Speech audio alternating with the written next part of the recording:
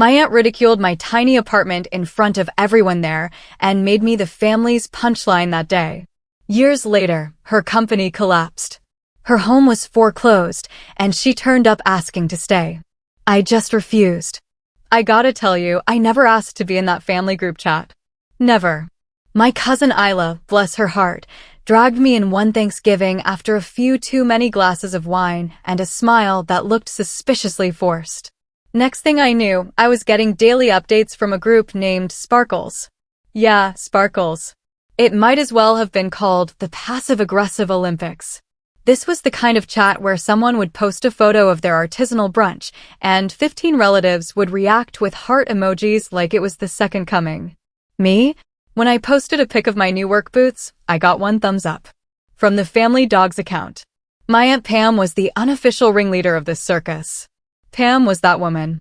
You know the type. Pearls on Zoom calls, every caption in cursive, and an obsession with appearances that bordered on religious. If it wasn't Instagram-worthy, it didn't exist to her. And if it made someone else look bad while she looked flawless? Even better. Pam had always treated me like the family's cautionary tale. I didn't go to college. I didn't join the family business. I certainly didn't become a dentist like her daughter Brooke or a lifestyle coach who somehow monetized drinking green juice. No, I had the audacity to learn a trade, rent a modest apartment above a pawn shop, and start a small auto detailing business from scratch. That made me the black sheep. And Pam? Oh, she made sure the whole family knew it. It started small. Little jabs at family dinners. We're all so proud of your little car thingy.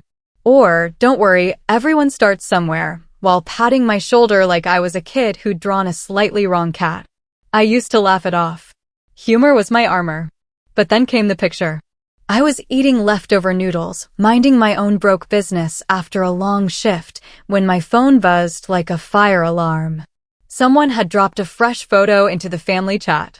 It was Pam. A wide shot of the alley behind my old apartment. The rust-stained bricks, the busted AC unit, the crooked window blinds, my former world. And the caption? The black sheep's box. Hashtag humble beginnings. Then came the laughs. Brooke replied with OMG, stop. Face with tears of joy. Isla added, not the box, Elmo. Even my own mother dropped a crying laughing emoji, which was the most interaction she'd had with me in weeks. I stared at my screen like someone had punched me in the chest. It wasn't just a joke. It was a group roast. A full-on family stand-up session, and I was the headliner without even being in the room. I didn't respond. I just closed the chat, tossed my phone on the bed, and sat there, breathing through the kind of quiet that makes your ears ring. Not because I didn't have a comeback, I had plenty, but because I was tired. Tired of pretending this stuff didn't sting. Tired of smiling through it like I was in on the joke. Truth was, that box was where I ate beans out of a can at 23 because I was building a business from nothing. That box was where I spent nights designing flyers and YouTube ads for my auto service, while the rest of them passed the mashed potato bowl and asked if I was still doing the mechanic thing. But they didn't know that.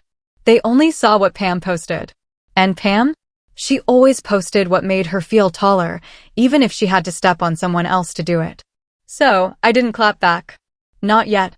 I just saved the screenshot and got back to work. Because if there's one thing being the black sheep teaches you, it's how to be quietly dangerous. And Pam was about to find out eventually that wolves don't bleed. We wait. And then we bite. By the time I moved out of that so-called black sheep's box, I had detailed 1,170 cars, changed oil on half of this city's old sedans, and saved almost every dime I wasn't using on rent or ramen noodles. My new place wasn't fancy, just a 2-car garage with a loft above it. But it had potential. It was mine. And it didn't share a wall with a guy named Vince who grilled sardines on a George Foreman at 3 a.m. I didn't post pictures. I didn't announce anything in the group chat. I learned early on that telling them anything only gave them something to twist. I liked the silence. I liked the privacy. Pam, of course, couldn't shut up. That same month, she posted her kitchen renovation with a caption like, "Nothing like a little marble to brighten your soul, Sparkles." A soul that looked suspiciously like a Pinterest board. Brooke posted a mirror selfie from some rooftop restaurant. My mom added a chain message about how proud she was of all her kids, all of them except me. I just kept working. At this point, my business had grown to include 3 full-time detailers, a scheduling assistant named Ty who ran circles around everyone, and a handful of regulars who booked months in advance. I had returning clients, tips, even a few auto shops asking for partnership discounts. Word of mouth was gold, and for once, I didn't feel like I had to scream to be seen. But I still remembered the box photo. I'd left it pinned at the top of my gallery like a reminder, not of shame, but of fuel. Every time I got tired, I'd look at that alley shot and think, this is what they think you'll always be. And then I'd book another job. It wasn't even about proving them wrong anymore. It was about building something real, something no one could take credit for, or steal, or mock. My tools. My team. My terms. Meanwhile, Pam kept her title as Queen of Condescension. During a family Zoom call for Grandma's birthday, she gave us all a little life update. She'd flipped her 3rd house, launched a blog about elevated hosting, and was exploring a lifestyle brand opportunity. She looked directly into the camera and said, "We're so lucky to be thriving during such a tough time. Some of us, at least. Some of us." It took everything in me not to laugh. Because what Pam didn't know, what none of them knew, was that I just bought a warehouse. A real one. With 2 roll-up bays, a new lift system, a small office, and room to expand. I had my name on the deed. It was 6 blocks away from Pam's neighborhood. And I'd gotten it for a steal from a retiring mechanic who liked my attitude. I didn't tell a soul. But the day I held those keys, I parked in front of it, leaned against the hood of my work truck, and just stared at the building. It was ugly. It needed paint. The back fence was half fallen. But it was mine. And for once, I didn't feel like the black sheep. I felt like the shepherd. Then, as if the universe couldn't resist a little dramatic timing, my phone buzzed again. Group chat. Pam had posted a new selfie. Her in a sundress, standing in front of a for sale sign. The caption, "On to the next adventure." Someone's going to love this cozy little home. Hashtag blessed to flip. I clicked through the listing out of curiosity. Price, $925,000. Status, pending. Open house that weekend. I zoomed in on the address. I knew that street. I knew that house. Pam was selling her place. And I happened to know exactly who owned the note on it. The wheels in my head started turning. Not with revenge, not yet, but with possibility. I didn't need to rub anything in her face. But if the day ever came, oh, I'd be ready. And when it came to Pam, it always did. Pam always looked like she had it all together. Hair sprayed within an inch of her life. Smiles so tight they could slice granite. And a voice that could turn, bless your heart, into a dagger. But behind all that marble and mood lighting, things were starting to crack, literally and financially. I wasn't stalking her, let's make that clear. But when someone lives 6 blocks away, posts daily like a Kardashian, and tags the local cafe you frequent, you pick up a few things. Like how she started using throwbacks more than usual. Can't believe this was us in Tulum last year. Hashtag grateful instead of current pics. Or how Brooke suddenly posted about moving back in with the rents for a bit, as if that was a quirky aesthetic choice and not a financial necessity. But the real clue? The day I ran into Pam at the hardware store. I was grabbing paint samples for the shop, navy, steel gray, something classic, when I heard her voice behind me, arguing with the clerk. "I just need the receipt," she said, her voice tight. I returned those patio chairs. It should have processed by now. When she turned and saw me, her expression did this weird flicker, half surprise, half horror, like I was a ghost from the alley behind my old apartment. "Oh," she said. "Didn't recognize you without grease under your nails." I smiled. "Didn't recognize you without a ring light." She blinked. Score, 1-0.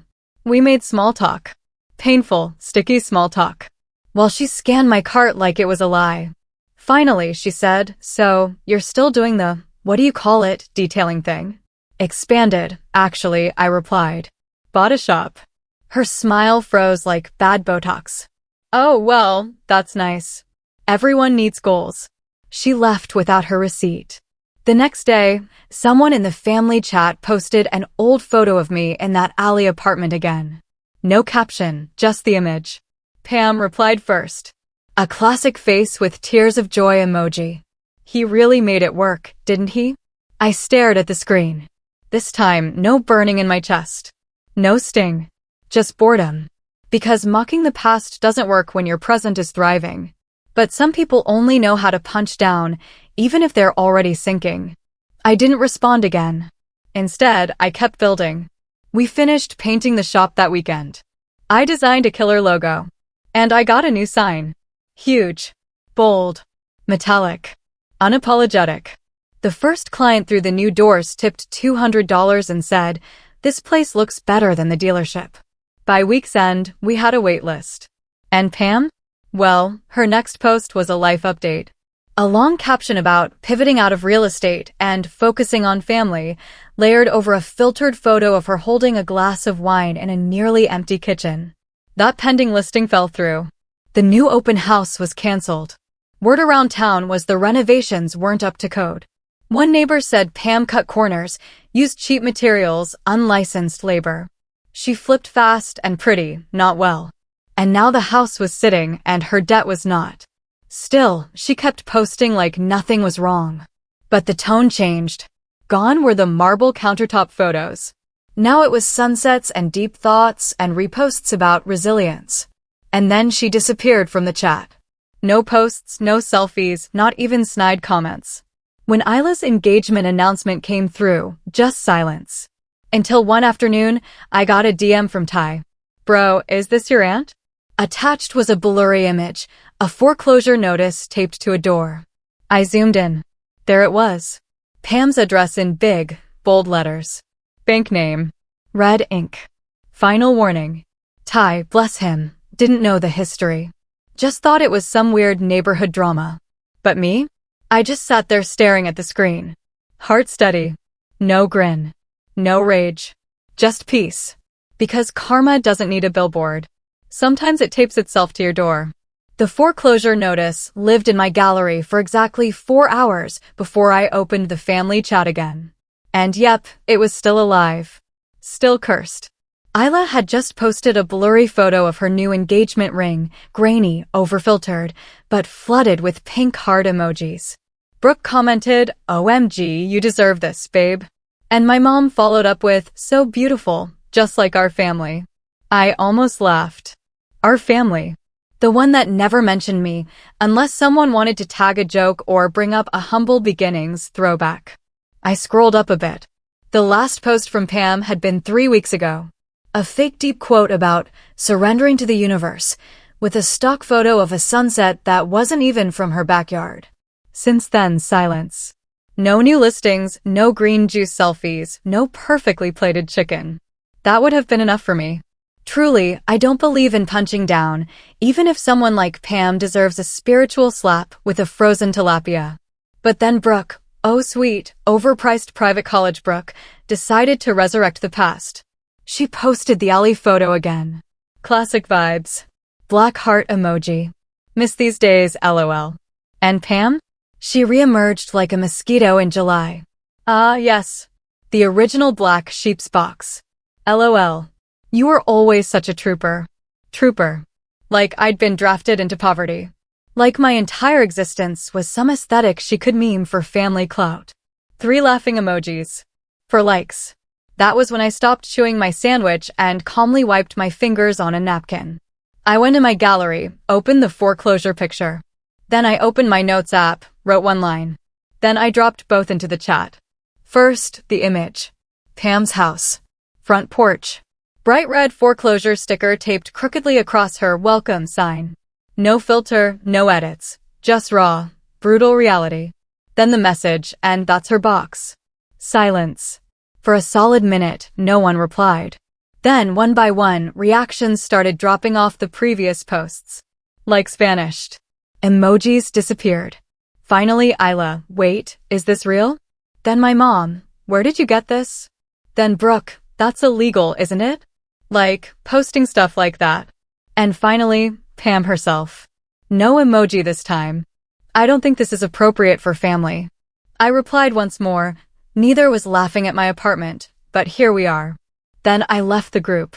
Just clicked leave conversation with a casual thumb tap and tossed my phone across the couch like I just dropped the mic in front of a stadium.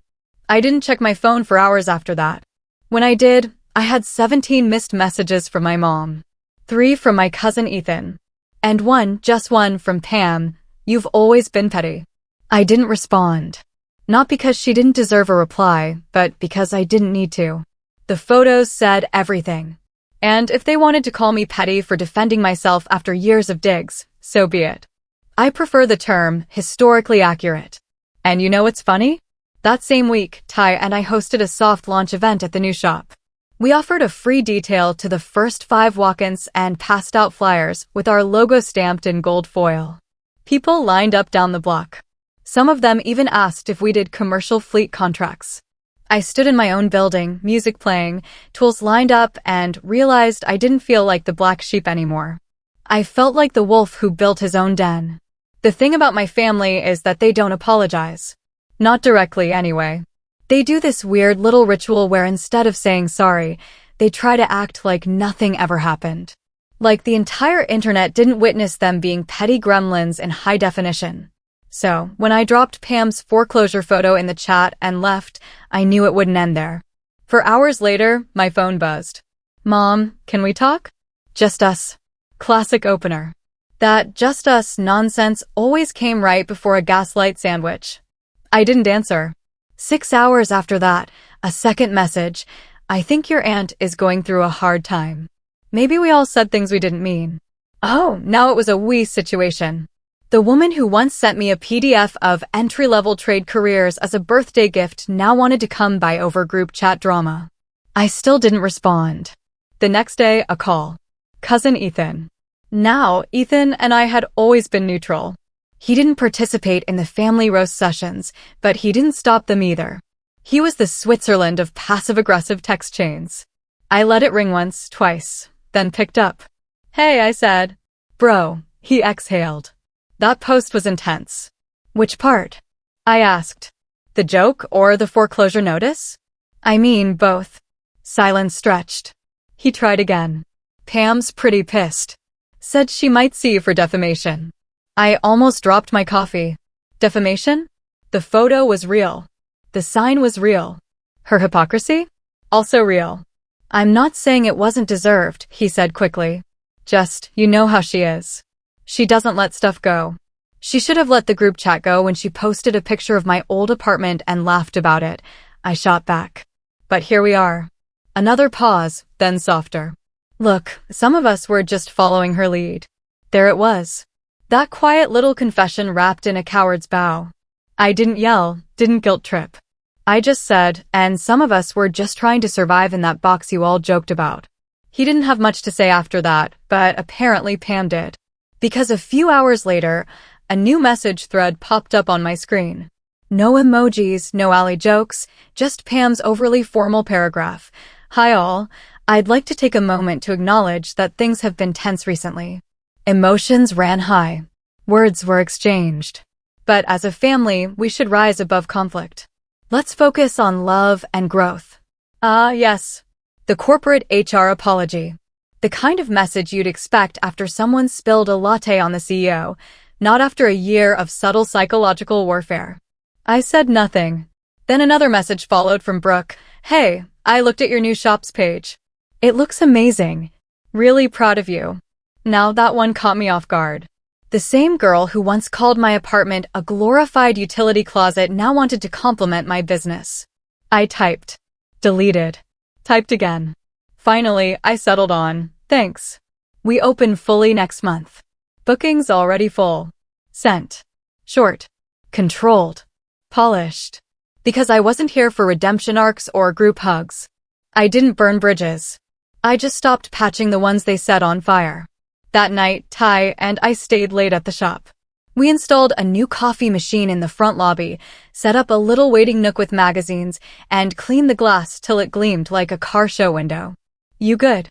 Ty asked, tossing me a soda. Yeah, I nodded.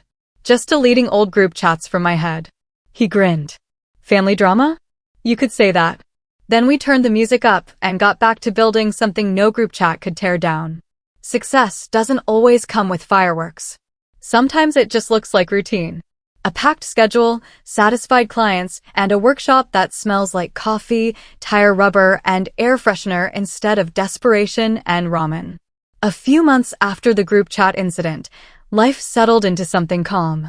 No chaos, no snide texts, no photos of alleys with sheep emojis.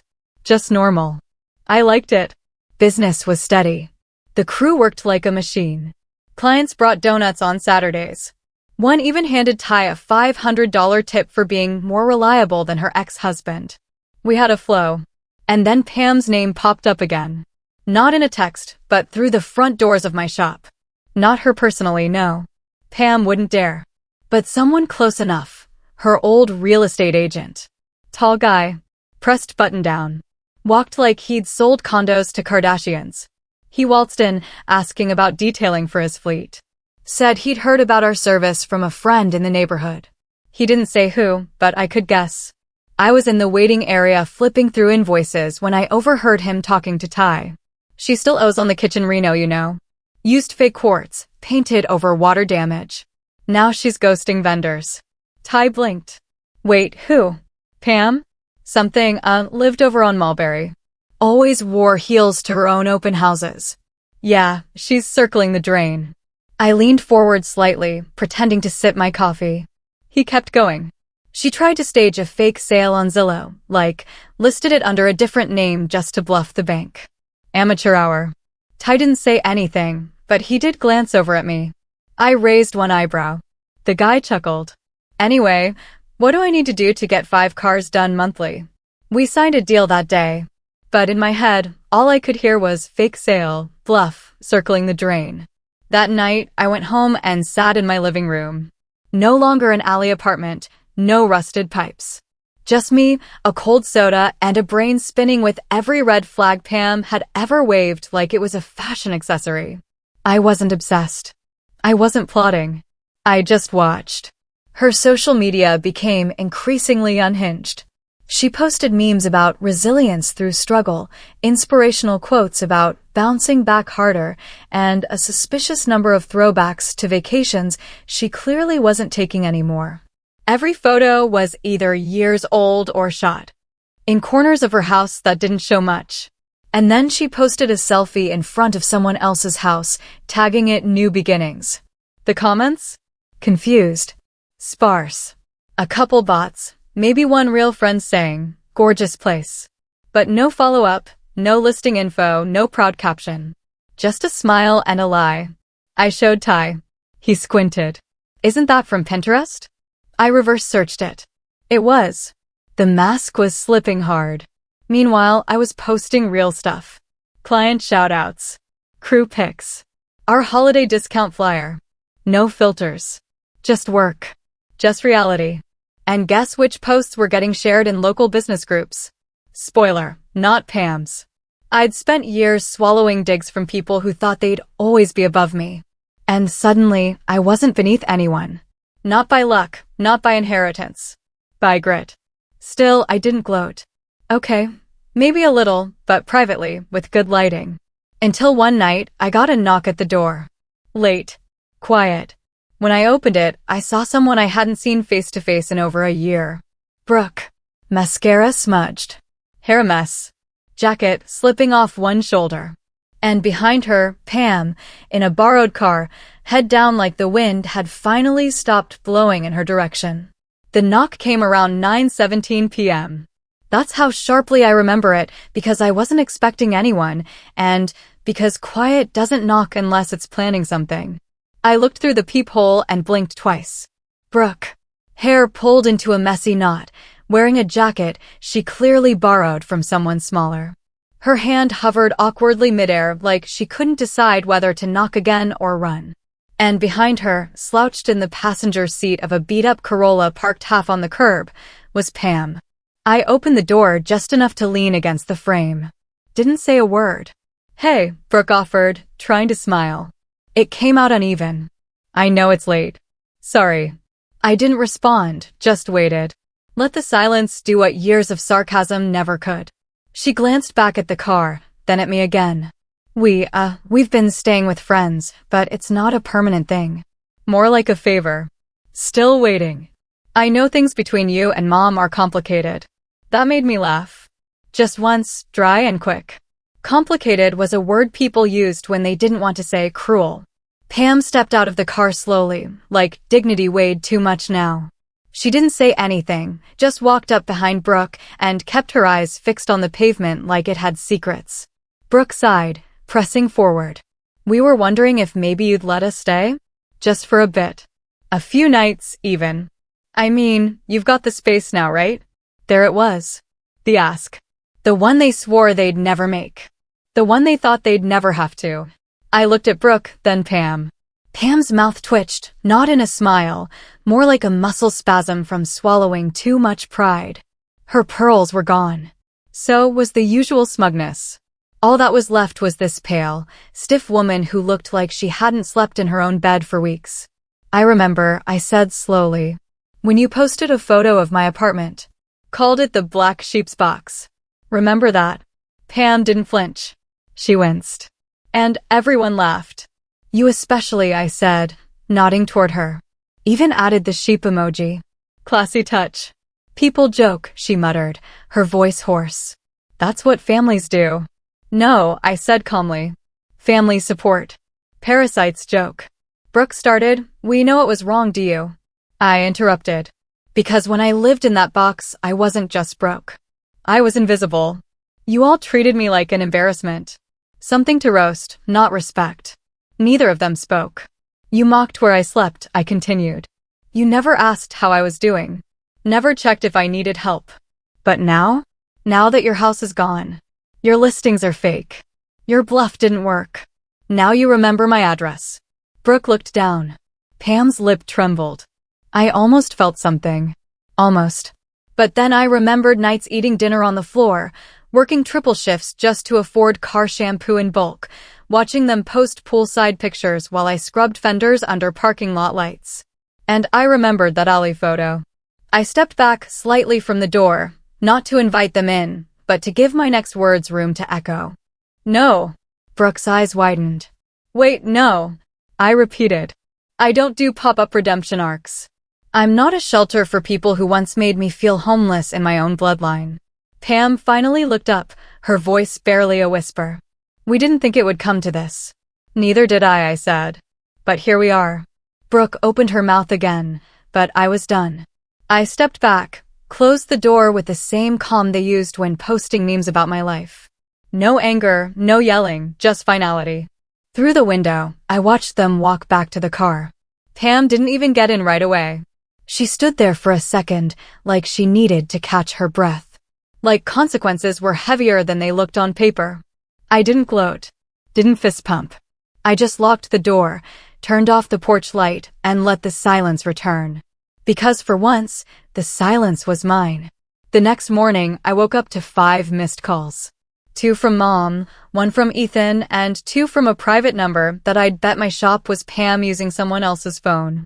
No voicemails. Just silence. Like even their excuses were finally running on empty. I made coffee, ate breakfast, took my time. It was a sunny day, clear, crisp. The kind of morning that used to make me feel like I was missing something, like everyone else was ahead, and I was just trying to find my shoes. Now, I wasn't missing anything. I was booked for the week. My crew was on time. And my name was on the sign out front. Still, a part of me itched. Not revenge, not anger, closure. So I sat down, opened the family group chat, the original one, still there like a relic of every petty joke and ignored milestone. And for the first time in months, I typed. No memes, no sarcasm, just a photo. It was a side-by-side. Left, the grainy picture of my alley apartment Pam had posted, complete with her caption, the black sheep's box. Right, the photo I took the night before. The foreclosure notice. Her name on it. Her address. The truth. And below it, one line, boxes come in all sizes. Just depends who's laughing. I hit send. Left the group again, for good this time. Then I muted the thread, blocked Pam's number, and walked outside into the sun. At the shop, Ty handed me a coffee and grinned. You see our latest review? I hadn't. He read it aloud. 5 stars. Professional, fast, and honest. If you're tired of fake people and fake polish, go here instead. I raised an eyebrow. Someone's been burned. Maybe, Ty shrugged. But they still tipped 100. That day, we serviced a luxury SUV, detailed a food truck, and hosted our first workshop for young mechanics from the community college. They asked questions, took notes, and called me sir. The same guy who once slept next to a water heater now had kids asking him how to build something of their own. And as I watched them leave, backpacks full, eyes bright, I realized I didn't care what the group chat said anymore. Let Pam keep her silence. Let the rest pretend they never meant it like that. I wasn't here to rewrite history. I was here to own the damn building. When people ask me how I handled the family drama, I just smile and say, sometimes the black sheep just builds their own farm. So, tell me, if you were in my shoes, after years of being the family's punching bag, what would you have done when they finally came knocking at your door? Let me know in the comments below. I'm really curious to hear your thoughts.